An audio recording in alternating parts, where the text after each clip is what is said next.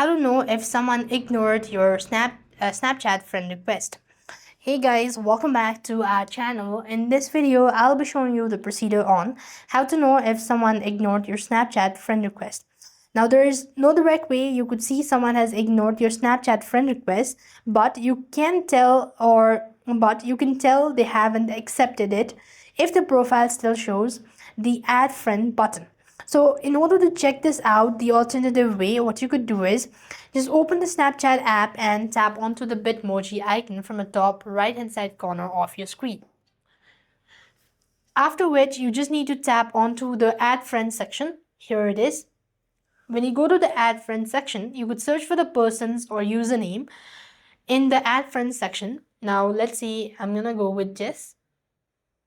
So when you go ahead and look for it, you could find this pending button next to their profile.